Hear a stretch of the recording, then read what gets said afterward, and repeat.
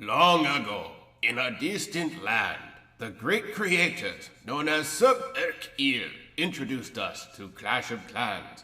I am your chronicler, Raging Amish. Welcome to Conan the Barbarian. Just the Barbarian.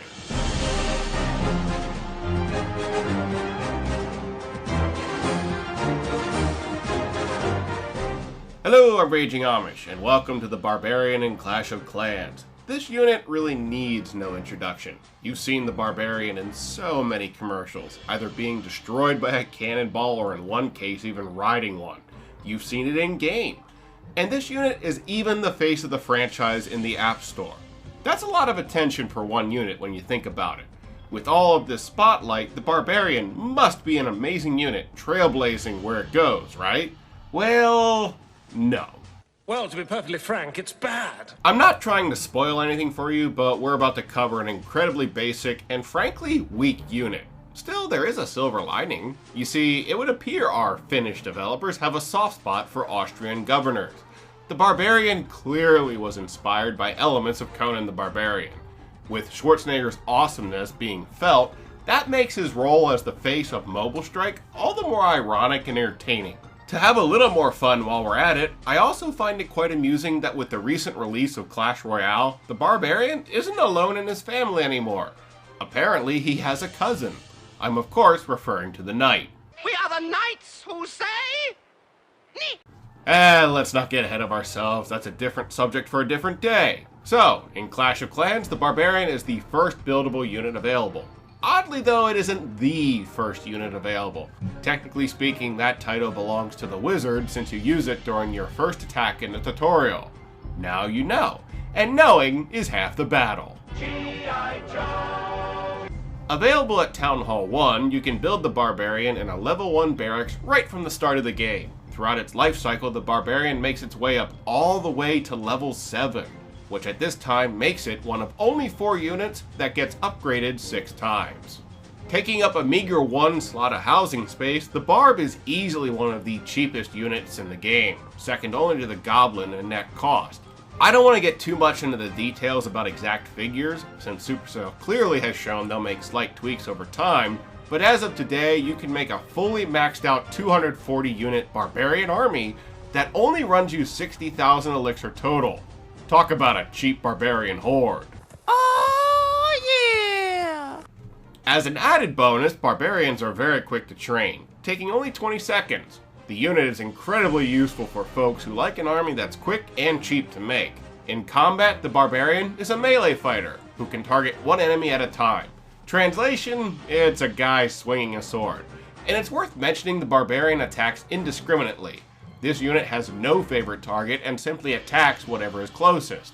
Think of it as a blonde-haired locust swarm. They'll slowly chew through the enemy base, moving from building to building. Now brace yourself, because up next we're covering statistics, and the Barbarian is nothing to smile about. First up, the unit has very weak damage, and frankly can't do all that much on its own. To be fair, Barbarians are typically in a group rather than alone, but even together, they're still pretty weak. Case in point, you'll notice this problem with walls. Your Barbarians will tend to attack the same segment of wall with little progress made, leaving your units vulnerable to enemy defensive towers. It really can be silly to watch. In addition to poor strength, the Barbarian's health is also pretty bad. Although to be completely fair, the Barb has the highest HP among units that take up a single slot of housing space.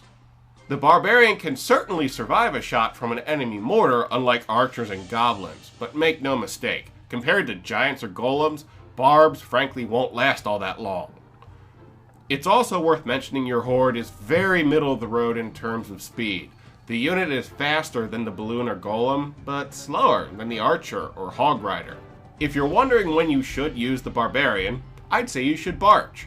This means using roughly 8 wall breakers with about 100 Barbarians and 80 or so archers. For those players still at Town Hall 5, 6, or 7, you can raid target after target with a scattering of Barbarians and archers to great effect. Your army is cheap and you simply rake in cash. That's about the limit of the Barbarian though.